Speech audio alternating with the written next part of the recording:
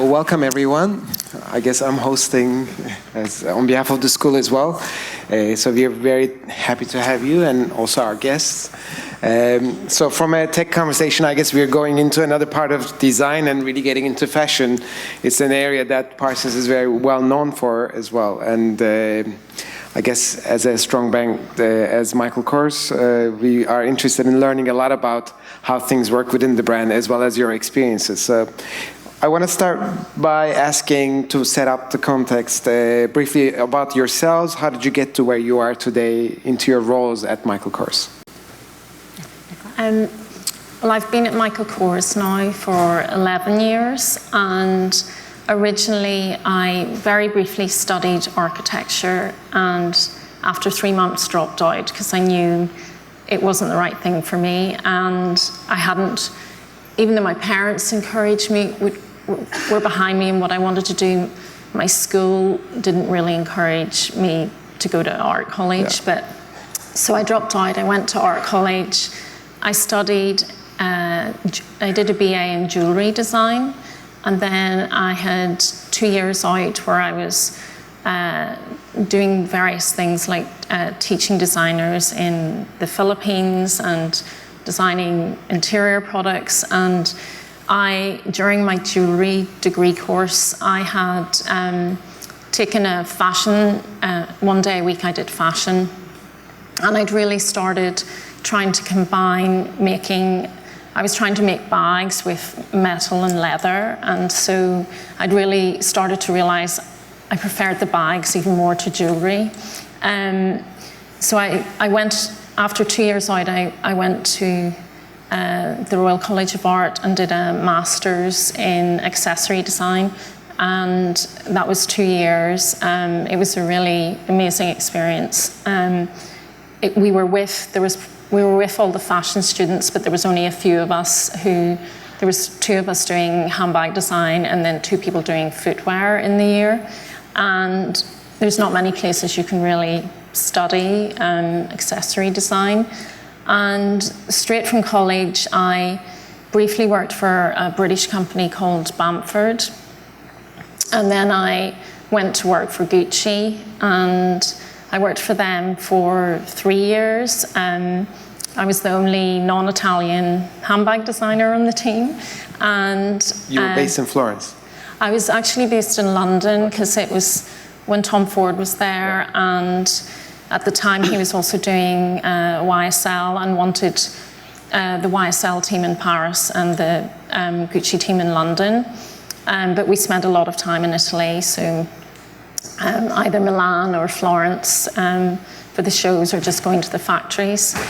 And I had been to New York a couple of times and had always thought that summer I'd really love to live. And I really actually wanted to work for Michael Kors in the end, because I think if I looked at American fashion designers, I mean, it's quite different to European fashion houses where they were really, if you look at Gucci or Prada or Hermes, they're really known or were founded in leather goods and then did ready-to-wear, whereas in most of the American companies it's ready-to-wear and then accessories. But I could see, looking at Michael's runway shows, he always used a lot of accessories to really tell the story, or to really build on the clothes of the season. And so I knew he really appreciated accessories. And so I'd read an article in Women's Wear Daily that he was going to grow his accessories business. And I saw Anna's name in the article. I didn't know her. And I emailed her saying that I'd be really interested in meeting with them. And that's great. And here I am. Amazing. And what about yourself, Anna? So it's been 12 years in October, so I was there from the beginning. And prior to Michael Kors, I worked at Donna Karan for 12 years. Pretty much so doing the same thing that I'm doing now. So it does help the second time around. Prior to that, my degree was in engineering. A bit higher, yeah.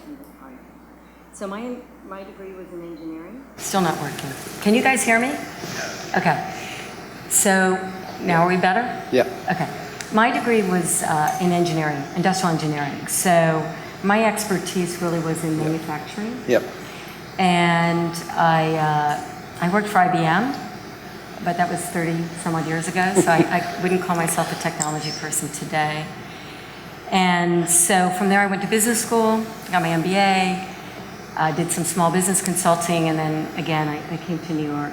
So been in the business for about 25 years, just between really Donna Karan and Michael Kors. That's a fascinating journey, and looking at what's happening now, a lot of people in tech business having a lot of interest in fashion and how they're evolving. Actually, obviously, we had examples all the way in the past as well, and even you started your career in that way, and I'm sure there are other examples there that we don't know of. So I think it would be interesting to hear about a bit on what does design mean with Michael Kors. So what is the design process? How is the team structured? And what is the design culture? So can we touch on those topics a little bit? Well, the design team, we're mainly, I oversee just accessory design. So it's the collection line, the Michael Kors line, and now men's that we're starting to do. And the bigger team in that grouping is in the Michael Kors line. We still work very closely with Michael. Each season will have large mood boards that the creative director for all of accessories does. So it includes like a lot of vintage of handbags, shoes, belts, watches, and that's kind of a good starting point because Michael will look at that and we'll see what he's gravitating towards and get a feeling for the mood for the season. But meanwhile, each individual designer will also do a lot of their own research and present. I'll work with them on what's inspiring them, and then we pull everything together for a lead sketch meeting with Michael. He's actually very good at looking at a drawing. So, because other places I've worked, they needed to see a three-dimensional, whether it was a prototype or. So if I talk mainly to the Michael Kors line, we have 2 prototype meetings in New York with Michael, and then the whole team travels to Asia to the factory, and we literally really put the line to bed in a week where we'll see a 3rd round of protos and some styles and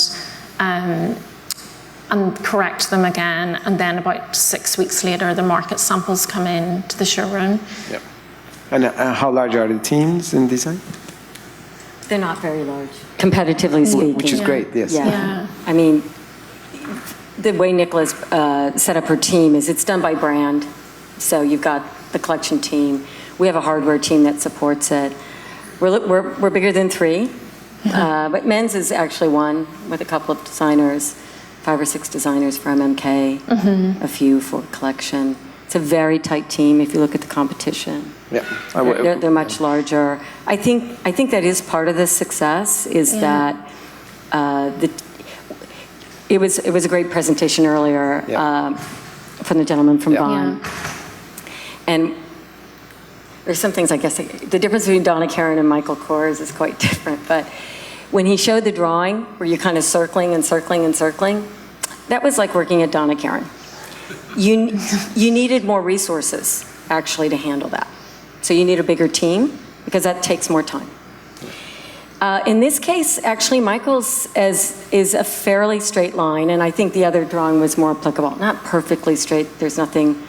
This is art. This isn't a precise science, but it's a relatively straight line in that we can always move forward. And trust was a word that was used there. Michael really trusts design, working with the merchant team to make the decisions along the way. So he respects and honors a calendar. The calendar is not a series of deadlines. It is a series of deadlines, but it's not just to have a deadline. The calendar is set up so that everybody gets a chance to do their jobs well.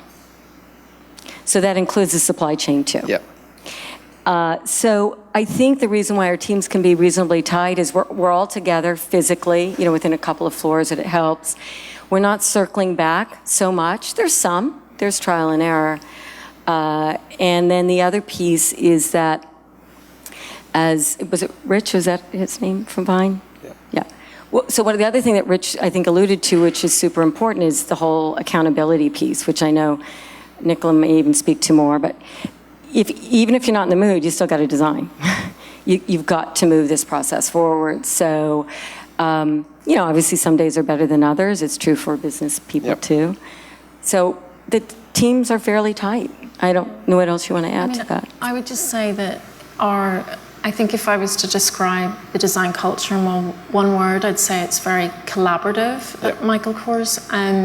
I think there's a good balance between, particularly when you're designing handbags, people can kind of each own a handbag group, and then we have a lot of core product that we will do a lot of layer-ups and new ideas. And I think it's important for a designer to feel a sense of ownership to a group, or to see how their work's progressing.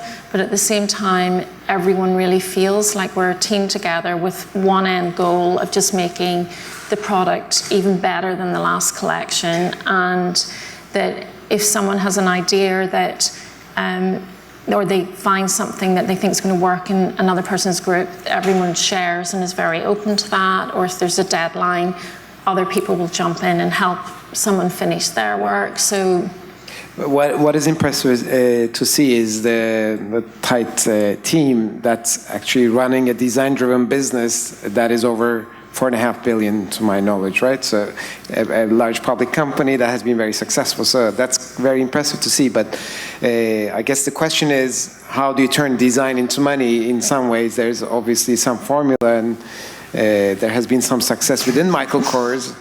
So do you see that design is planned? Okay. That's okay, so let's be clear. I mean, and then Nicola, you can jump in. When I was brought on board by the CEO and Michael, I was asked, because there was a creative director and myself, I was asked to build a $50 million business in 10 years. Okay? So I think that's important, because sometimes, but Nicola would say if she had known that the expectation was $4 billion, we probably wouldn't have signed up for it. So I think what's important is it's what Nicola spoke about. Our focus was on doing it well. How well? It wasn't about how big. And one of the things that Michael speaks about, and actually Donna did the same, was different words but same idea, where you needed to have a reason for being. In other words, why? Why do you need another handbag collection? Why do you need a handbag collection from Michael Kors? I mean, this is how Michael started, and at least with us. And he saw an opportunity. We saw the opportunity with him. We didn't expect the business to be this big. So let's be clear. I think it's a combination, which maybe I would say to other entrepreneurs that this could happen, is there's a market, and we were well capitalized, which really helps, okay? So to start, so we didn't have to focus on raising money and all of those things, and you didn't have to worry about, do I have to get a copying machine or not? I mean, there's a difference. So there was an infrastructure in place. We could really focus on the business itself. So, when you start out, you think there's an opportunity, you go for it. There is a test and adjust, and in the end, the customer's voting. So we're doing our very best, but the consumer is really deciding right at the end of the day. So then you make adjustments. Listening, curiosity is key. I mean, Michael would say that, and he would say that to the business teams as well as the design teams. In fact, he usually imparts the same advice to both, which is part of the great part of the culture. And he would say, be empathetic. That's a word he uses tremendously. Empathy, curiosity. So what happens is you get going, we're well-funded. Nobody knew the brand. I mean, that may sound silly now, but Project Runway hadn't happened. Michael's been a high-end designer for 30 years, but outside of New York, outside of Paris. So it really came down to the product and how well we executed, and then you adjust. And what happened was the market shifted. It's not that we were so brilliant, just accessories were on a roll. Coach actually paved the way. They really built out this concept of affordable luxury. And Michael loved accessories, so he was all for it. We had this great talent, and the product worked. I mean, surprisingly well from the beginning. And what we did is we chased the opportunity. And so it was timing, it was the customer meeting us meeting the customer, going back and forth, being well capitalized, having the support of the CEO, Michael, the vision of Michael. Again, an incredibly talented design team, because it does start with product. And then it kind of happened, so. We talk about it starts with the product, but when you're at this size and now you're a global brand, what should lead the way? Is it optimizing the product further, or it's time to also look at the brand? How does that go hand in hand? I'm going to take that first. Yeah, you go first. So when we started, it was absolutely the product. So we're very fortunate. I mean, obviously one of our advantages is that we got Michael Kors, and he is great. No, he didn't tell us who won Project Runway before it was over. He's very funny. So, but it was the product. And then later on, the brand got known. No question, Project Runway was a tipping point. Again, luck. Michael was just doing a friend of his a favor, Heidi Klum. Yeah. So I think, luck absolutely plays into this. And at a certain point, it was Project Runway. Then we hired this amazing group of people to run our marketing, and we were leaders in social media. That was only 4 years ago? And so I would say in the last 5 years, 6 years, the brand awareness has really skyrocketed. And opening our own stores and plenty of stores, but it's been the brand awareness, I would say, in the last 5 years that has really catapulted the business. So it's now one and the same. Probably the brand is bigger than a single product category. I don't know if you would I assume so, yes. agree. I mean, I'm sure there's some opinions, but it's all one and the same. And when we talk about product now, it's really about the experience of the brand and the product, kind of as one. Yeah. So it goes back and forth. You. Yeah. That makes sense. And I guess there are a lot of reasons why the company has been this successful, starting with the product, building that global brand, and suddenly you see yourself among all the other big brands. And the question is, what is that one thing, and you do a lot of many things differently, but what is that one thing you do differently that makes you more successful than the others? And you mentioned some other brands that you have even exceeded in terms of your turnover and revenue. So, I think from a design point of view, I think the fact the team is small, but also that everyone has a voice on the team. So everybody's opinion is valid, and we, sorry, I'm just losing my train of thought. Korea, maybe? Yeah, also, I think that, so we work very tightly, we're quite a small team, and it's very rare that the whole design team would travel to the factories together. We don't have a big product development team, so there's not much that gets lost in translation. It's we, the design team, sending our drawings, either scanning them, sending them, and then working, when we go to Korea, working with the pattern makers, working with the people there. We don't have a lot of other brands have a big product development team where the designers hand it off, it gets spec'd, or we don't have that. And I think that it's really good that we don't have that. To me, it sounds like one of the secrets is definitely creating that structure where it operates more like an entrepreneur and startup. Yeah. And it really, it hasn't changed. Yeah. I mean, I know it's gotten very scaled and all that, and there's a few more people on the team. The culture has been preserved. We have to give Michael a lot of credit for that. I mean, he hasn't changed. The culture hasn't changed. Very entrepreneurial. I think, though, Nicola, it's a really good point. I wish I knew people's backgrounds and maybe questions, and you'll ask, but very unusual for design teams to follow through on their development. And there was a method to the madness there. So one is Nicola was totally fine with it because she believes that to design a product well, the designers need to understand how the product gets built. And she wasn't interested in a technician deciding what the fillers were going to be. She felt that that was as much a part of the design as the sketch. And what's great, I think we're very fortunate because we haven't had a lot of turnover, but our designers really know how to build the product. So when they go to design, up front, they're anticipating the questions, and I don't know, you know how to build it, and there's no lost in translation. The accountability piece is so important. You hand off, a lot of handoffs, things can get very confusing. And we don't need other people deciding they're designers in the process. Designer works directly with the people that are making the product. And I think that is one of our keys. We have one technical person on our team, and that's it. And then I'll even talk about the supply chain. We work direct with our factories. We don't work through agents.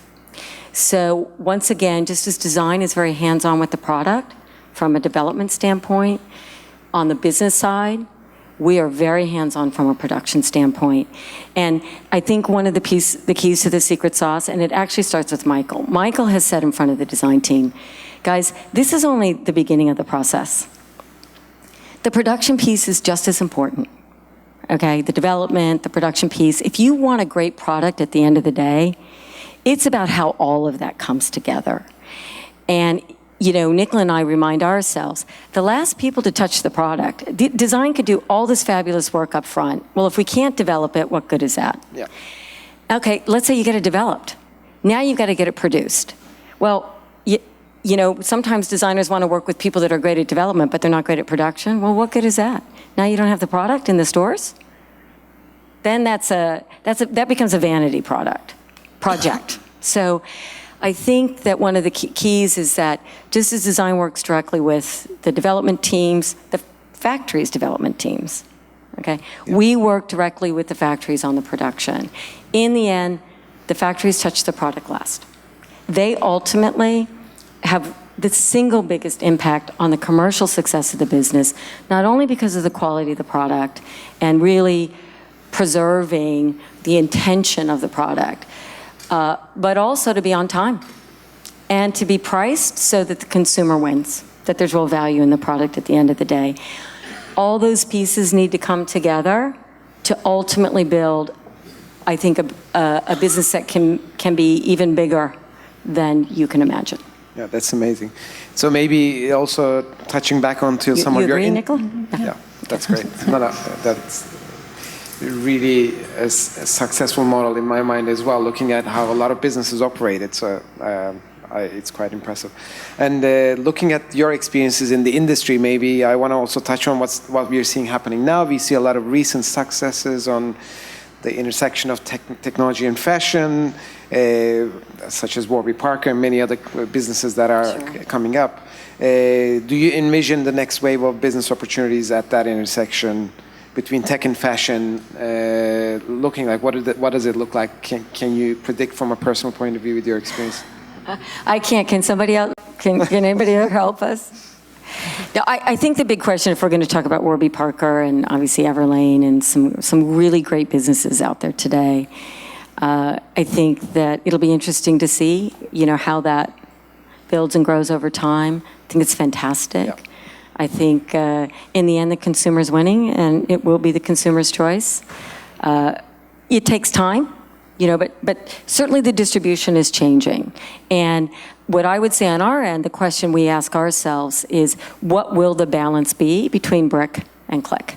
And what is that right balance? Yep. So I think that's all getting sorted out. Yep. And maybe if you're starting a business today, you might start with the click before the brick, and then you bring the brick in. In our case, it was the opposite. So I don't know that there's one formula. I think it's clear, though, that today the consumer, your best customers, and this is, I think, common knowledge at this point, they shop both places. They shop online and in the stores, and they're doing a lot of research. So one thing's for sure, we as a brand have to get really good online if we want the brand experience to be competitive.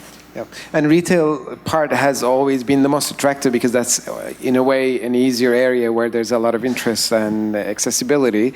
But I'm also curious, maybe from a design perspective as well, do you see technology influencing how things are made, how you design, how do you produce? We have, I think for handbags, it's quite different to say footwear where there's a set shape, and there's been more computer design programs around footwear, whereas handbags, it's lots of different volumes that are changing. I think the one area we have used is digital printing, where really for us, we have a digital printer in the office, and it's just a small maker bought one, and so the quality is not super refined when it prints. But we talk about proof of concept, where say we're designing a hardware piece or a new lock, it helps us really see very quickly, is this the right proportion we want on the bag? And so that's really the most technical. I think it would probably surprise you a bit if you came to our design studio, because a lot of us are still sketching with pencils. We're like, I think for me personally, when I'm drawing, it's especially because we can do real size drawings of a bag, I think you kind of lose something a bit by computer drawing and when you're getting a certain shape or proportion. But I really encourage everyone in the design team to work however they want to. So some people are designing on the computers and some of us not. Yeah. No, it's a big challenge that nobody exactly know what it's going to mean in the near future. But I was recently at the Web Summit in Dublin as well, and it was interesting to see all the new ideas that are coming across. Some of them hopefully will offer new ways of thinking, and then we all will learn out of it. So looking back on your careers, what is something you wish you knew 5 to 10 years ago about building a great business? Do you feel like there's something that you discovered in that journey? I know. I don't know. I feel like in some ways, I think it's good not to know too much and to just, because I was, thinking if someone asked me if they were going to set up a business, I think as you get older, you know a bit too much about all the pitfalls and things that you can come across, and there's something to being a little naive and just diving in there. Yeah, that's great. Okay. Anything that's... Yeah, I'm not very good at looking backwards. I mean, we do learn a lot along the way. I think the thing that I would just emphasize that I appreciate now more than maybe I did then. So I guess it's the answer to the question is how important the culture is. If you want to build a strong ongoing business where you keep your talent. I mean, the phone rings for everybody on this team constantly, and let's, of course, design probably the most. So at the end of the day, one of our big successes is that we've not had a lot of turnover. We've kept the talent, and I think the culture has had so much to do with it. So it's the collaboration, it's the accountability, it's staying entrepreneurial and nimble. And a lot of, Michael really appreciates. And I'm not talking about the financial piece. I'm talking about, trust and gratitude, appreciation. I think that goes a long way. So I would say what I've learned the most in the last 5 to 10 years is just how important that is. Yeah. Well, I want to open it up to our audience to see if there are any questions and get a chance to hear from them. So we have one person there.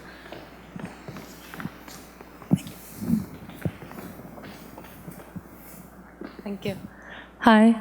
Thank you very much for the comments and the talk.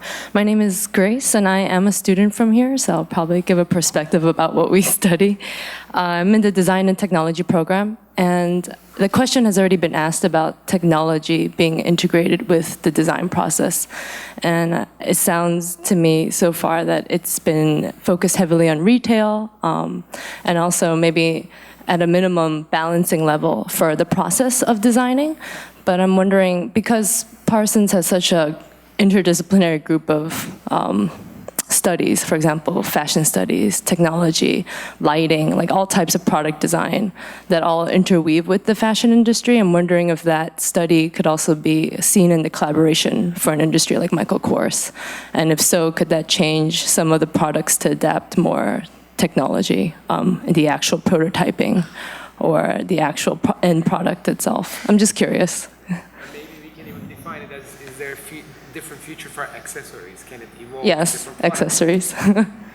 Thank you. Trying to think. I think. Well, we're getting into wearables. Does that count? Yes. Okay. That's the first thing that popped into my head. I think the wearables piece, where you really are Yeah. bringing technology and product, a physical accessory product together. So. Yeah, I think more wearables in a watch point of view. I think sometimes with bags, it's a little bit more challenging because I think it's more of a,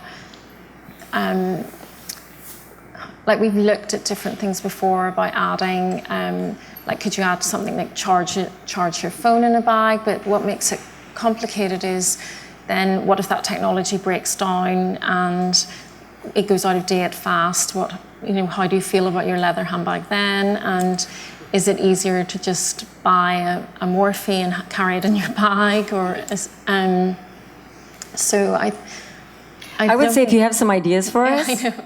Okay? Yeah, really. Let us know. Seriously. We may not be thinking out of the box enough. So, yeah. Cool. Hi. Nicola probably wouldn't mind doing furniture again. Hi, you touched on it a little bit earlier, and I was wondering, could you talk a little bit more about the design and logistics challenges of wearables, mostly luxury wearables, and also mostly why the market hasn't really taken off yet, as well as what Michael's strategies might be for the future of wearables? Thank you.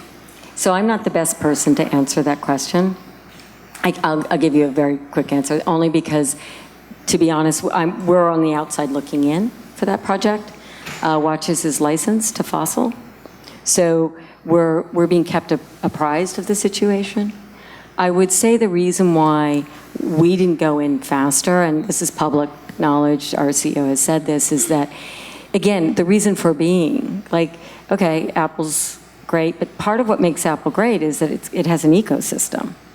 So we didn't feel comfortable going into wearables until we felt like we could create some kind of ecosystem around that. So I don't know all the terminology, but I guess the Androids, evidently they opened up the architecture so that could happen. I think the Fitbit thing and the wearable piece around that is probably a little easier, and Tory and some other brands have done it.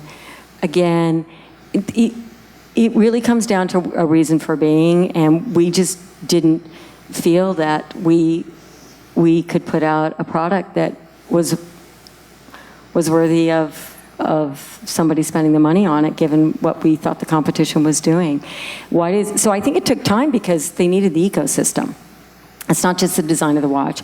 I think the other thing that's happening from again, I'm looking at it from the outside looking in, is the technology is getting smaller and smaller, more miniature. So you can actually have a product now that's a little slimmer and more attractive. And so there are some things that are happening very quickly that we think play into our strengths more in terms of the brand and how they want to design the product. I don't know if that answers your question or not. But. Even things as basic as, can you wash it and how do you integrate it? Well, one of the big things was customer service. We're not, how are we going to service? It changes your whole model when you think about servicing the consumer. And then how do you train the sales associates to sell it? It's a whole different, I think, level of training and knowledge. And so, if there's anything that hopefully you're hearing in all of this is, we don't just go after it because, it's a hot area to be in, and oh my gosh, we have a watch business that we're now competing against something that is a whole different ballgame. We saw it, we knew it was coming, but until we thought we could do it well and something that was on brand, we waited. But it was announced on the last earnings call that we will be coming out with a wearables product late next fall. A couple more questions. Okay, there's one here. Hi, guys. Hi. Thank you for talking. I think both of you can answer my question, but I guess it's more for Nicola. When you were talking before about how your past experience kind of like led up to where you are right now, and how you redirected your focus in school to different disciplines.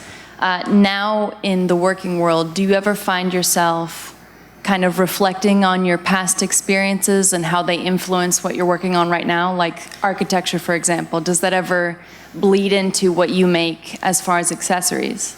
Yeah, I think that if I look back at my journey, I knew at the time when I was going through it as a student, it can seem really daunting, like trying to think, like this pressure of what do you want to do, who you're going to be, and I know it's not so easy to do this, but I wish when I look back that I felt a little bit more relaxed about that along the way.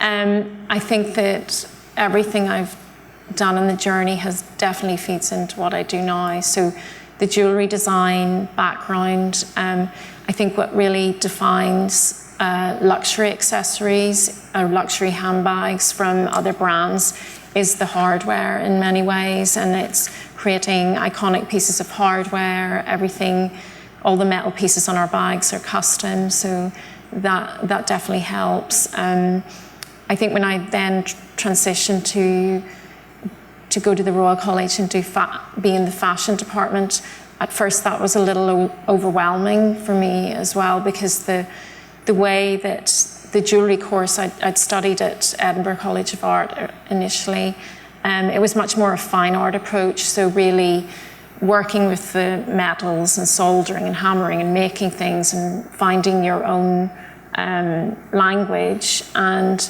then I got to the fashion department, and it was much more fast-paced, and it was not just creating one item, it was like really thinking of a whole collection. And but I think the architecture, I think bags are quite sculptural in a way, and it is sometimes a feat of engineering when you're trying to work out a new construction, or if we're trying things like a bonded leather bag and trying to work out, well, how can we add pockets on the inside if we can't drop a lining in? So I think it all definitely has really helped me a lot. And I think it gives, I think with design that you can really apply your thinking to a lot of different areas. Like at one stage I did end up designing furniture and interior products for a company, and I think that it's great to not feel tied in to one product. One more question. One more here. Hi, you spoke earlier about the brand awareness, and it sounded as though, Project Runway was kind of like the catalyst for expansion, and you might not even be the person to speak to this, but I'm wondering if you could just touch a little bit further into like the growth of the brand that goes beyond like the luck or the who and just, maybe something a bit more strategic. Oh, well, there was some strategy. I mean, I would say those things were more like the wind in the sail. The truth is we were already expanding our store distribution before Project Runway. So I would just say it sped it up maybe a little bit, the success. It just sped things up, I think. In the end, you're not counting on luck, but luck can be helpful. So, and I guess maybe to some degree you make your luck. But so the brand awareness really happened over time because money was spent on advertising. And back then it was print. I mean, today you might do more digitally. Because we went after social media. We were a little bit ahead of the curve there. That took some vision and some strategy. And you're right, didn't come from us. It came from another great group of people at the company, and of course our CEO and Michael. So there was a strategy to create awareness with the consumer, kind of classic, I think, and opening stores in the right corners, around the world, in high traffic areas? Absolutely. Being in airports, global travel, how many people are going by? So having a retail strategy where you're introducing the brand to the consumer in the right way, and physical stores, that mattered. I think today it would be a little different. I think the digital piece is every bit as important, and we're catching up on that. But I mean, at the end of the day, we refer to digital as being our #1 flagship.